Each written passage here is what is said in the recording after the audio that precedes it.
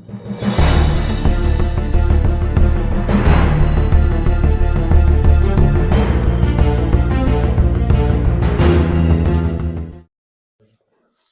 Morning friends और मेरे छात्र एवं छात्राओं। आज कुछ प्रमुख शब्द लेकर के आए हैं जो आपको हमेशा डाउट बना रहता है। उस डाउट्स को आज हम क्लियर कर देंगे। ये संवैधानिक संवैधानिक शब्द है जो कि बार बार आपको बुक्स में देखने को मिलता है जब भी आप पॉलिटिकल साइंस उल्टाते हैं।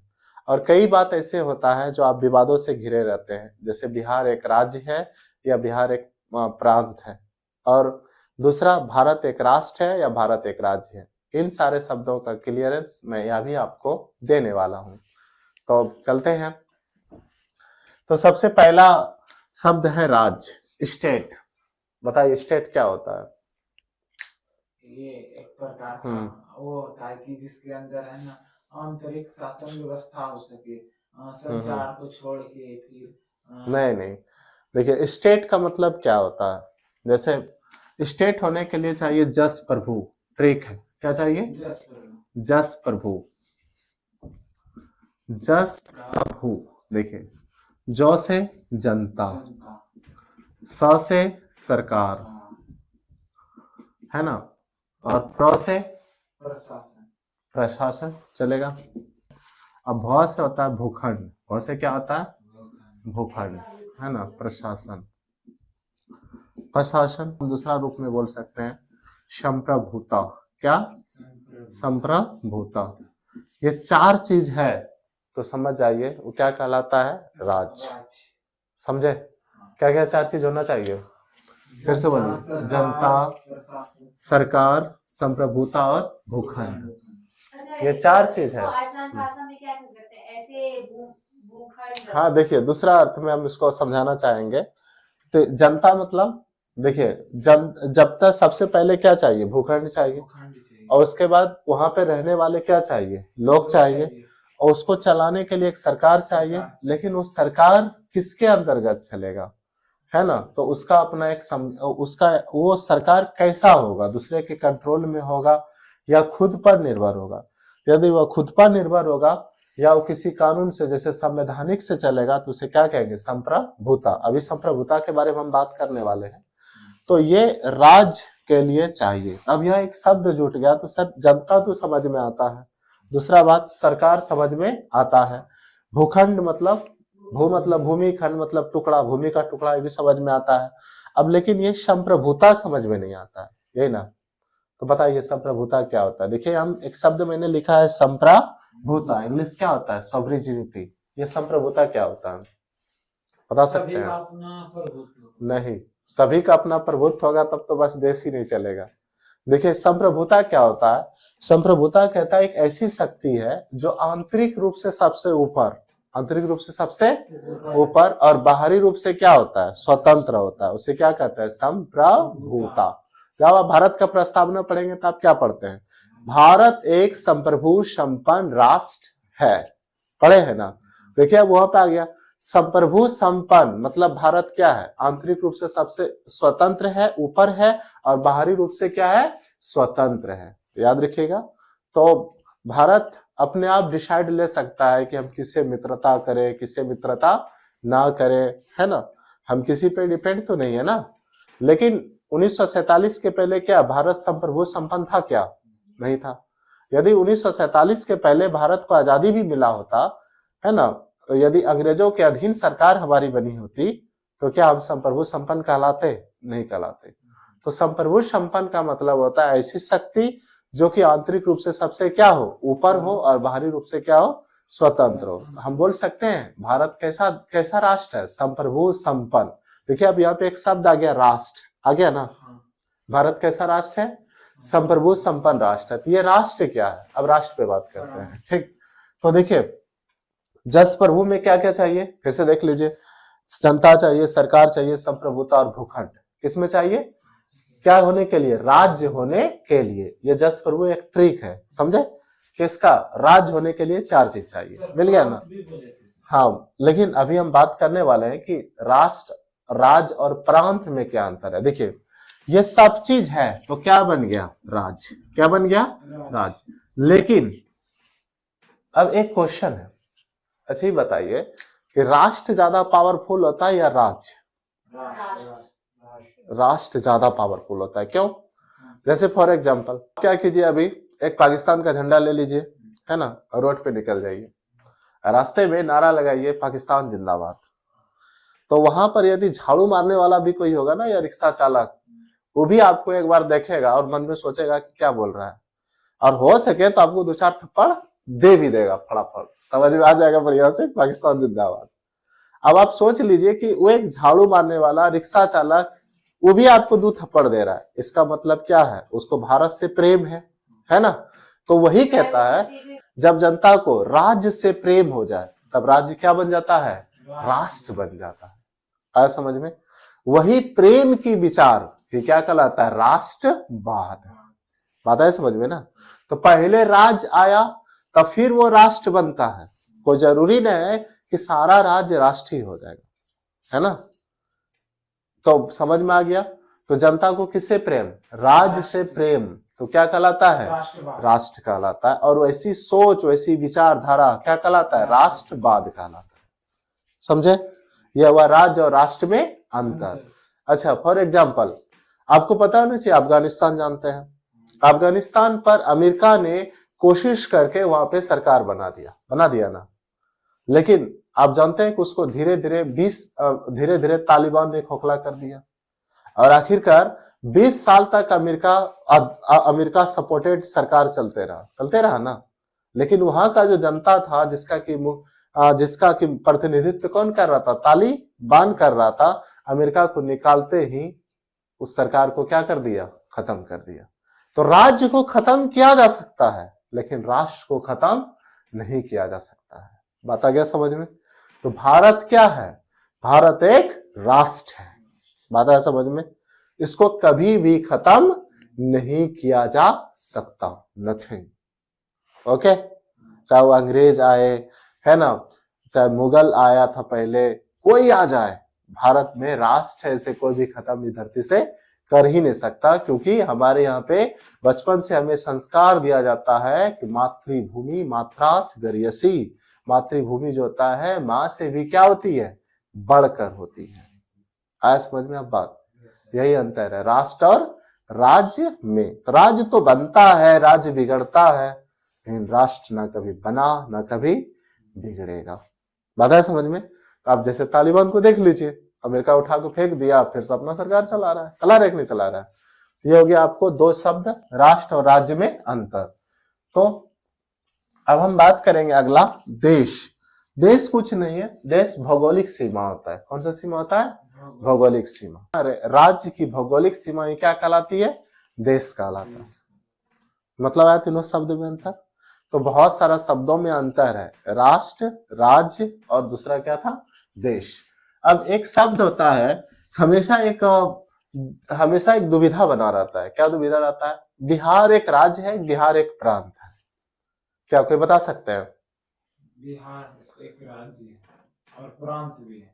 बिहार एक राज्य भी है, प्रांत भी है, कैसे? पहले के टाइम में प्रांत हुआ करता। नहीं, देखिए, बिहार एक राज्य है ना, बिहार एक राज्य है या एक प्रांत है।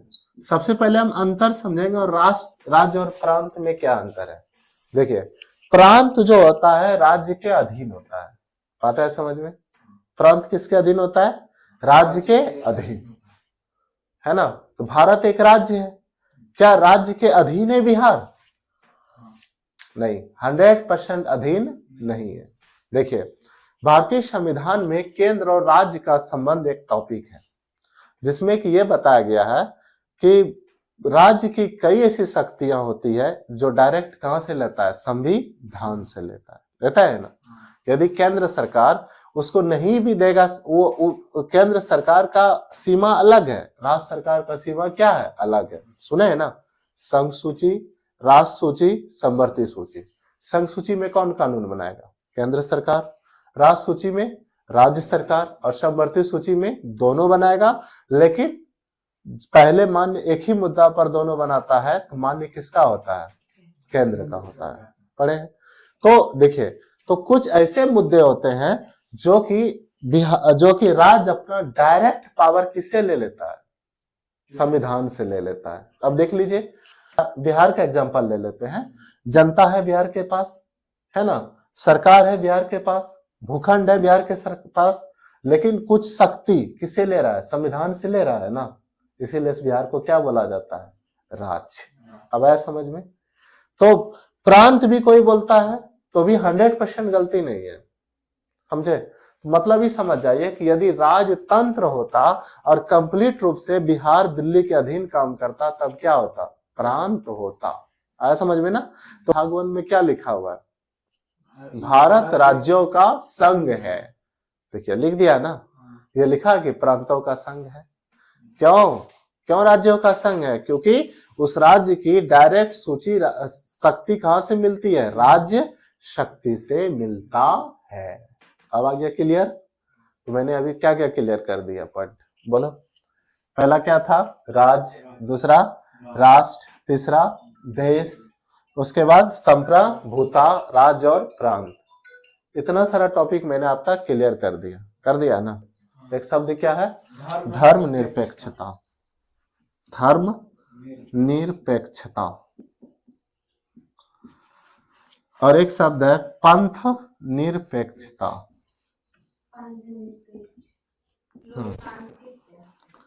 धर्मनिरपेक्षता और क्या, पंथ निरपेक्षता। इन दोनों में अब एक क्वेश्चन है कि भारत धर्मनिरपेक्ष है या पंथ निरपेक्ष है। कहीं पर है ना, कहीं पर धर्मनिरपेक्ष, कहीं पर पंथ निरपेक्ष, डिलीमा है ना, दुविधा है।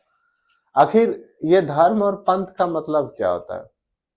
धर्म जैसे वाकई भारत का भी, भारत का नहीं सुनिए, धर्म का पंथ मतलब क्या होता है, पंथ किसको बोलते हैं।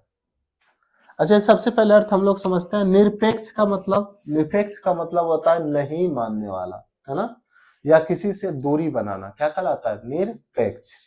जैसे मैंने पढ़ा था गुट निरपेक्ष, यानी किसी गुट में शामिल ना होना, मतलब शामिल ना होना या नहीं मानना, ऐसे कुछ क्या कहलाता है, निरपेक्ष।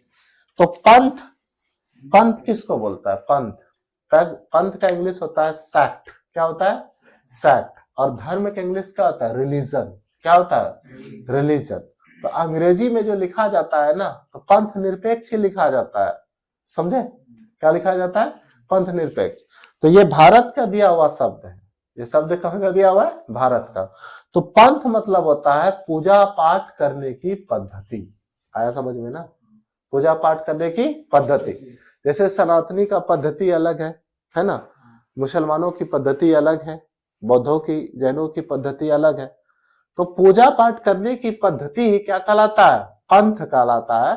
तो भारत एक पंथ निरपेक्ष है। बात आ गया समझ में। धर्म मतलब होता है शुद्ध आचरण। अब बताइए, महात्मा गांधी बोलते थे कि धर्म के बिना राजनीति कभी संभव नहीं है। सुने कि नहीं सुने। जब महात्मा गांधी बोल रहे हैं कि धर्म के बिना राजनीति नहीं होती है, तो फिर यदि भारत को धर्मनिरपेक्ष करा जाए, सब भारत में किसको रखा जाए, खाली अधर्मी को रखा जाए, तब आप गांधी का देश कैसे है, वो गांधी के विचार को नहीं मान रहा है। तो यहाँ पे दुविधा है कि नहीं है, क्या। अरे हम कहेंगे किसी धर्म को मत मानो, मतलब लेकिन प्रस्तावना में तो दोनों ही चीजें है ना, आती है। वही तो धर्मनिरपेक्ष और पंथनिरपेक्ष। कहता है कि किसी धर्मों को मत मानो, मतलब अधर्मी बनो, क्या पाप करो, है ना, दारू पियो, गांजा पियो, भांग पियो, यही करेगा क्या। क्या नशेड़ियों से देश बनेगा, नहीं, धर्मों से देश बनेगा। और भ्रष्टाचारी से देश बनेगा, नहीं। तो धर्म वो चीज होती है भ्रष्टाचार को रोकता है ना, आपको गलत काम करने से रोकता है, आपको नैतिकता के पथ पर चलना सिखाता है। वो कौन सिखाता है, धर्म। तो भारत कभी भी धर्मनिरपेक्ष हो ही नहीं सकता, है ना। हमारे हिसाब से क्या होना चाहिए, पंथ निरपेक्ष, है ना। भारत सरकार किसी खास पूजा पद्धति को ना माने तो चलेगा, क्योंकि भारत विविधताओं का देश है ना। भारत किसका देश है, विविधताओं का। अलग अलग धर्मों के लोग हैं, अलग अलग संस्कृतियों के लोग हैं, उनकी रहन सहन खान पान अलग है, तो पूजा पद्धति भी अलग होगा, चलेगा। लेकिन भारत क्या नहीं होना चाहिए, धर्मनिरपेक्ष नहीं होना चाहिए। महात्मा गांधी डायरेक्ट ही कहे हैं कि धर्म के बिना राजनीति बेकार है, जो संभव नहीं है। क्यों? अब अधर्मी राजनीति करेगा, और जिस राजनीति में धर्म नहीं है तो भ्रष्टाचार होगा, होगा कि नहीं होगा? और भ्रष्टाचार से देश चलेगा क्या? कभी भी नहीं चलेगा। आया समझ में?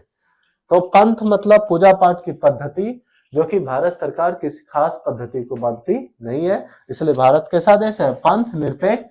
लेकिन लोग इसको भी बोल देते हैं, क्या बोल देते हैं? धर्म निरपेक्ष बोल देते हैं, क्योंकि यहाँ पर धर्म का मतलब हो गया है। सर और एक वो क्वेश्चन है, जैसे कि वहाँ लोकसभा जो है उसका पूजा पाठ के विधि से ही न किया गया, क्योंकि वो पंथे के द्वारा लोकसभा।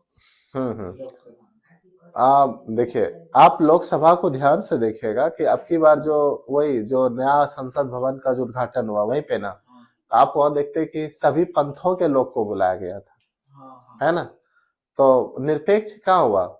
निरपेक्ष मतलब ना मानता, लेकिन सबको जब मान लिया गया तो बराबर हो गया ना, इसीलिए तो सबको बुलाया गया था, है ना? हर धर्मों से लोगों को बुलाया गया था। ये इस तरह से आपका कुछ प्रमुख शब्द क्लियर हो गया ना?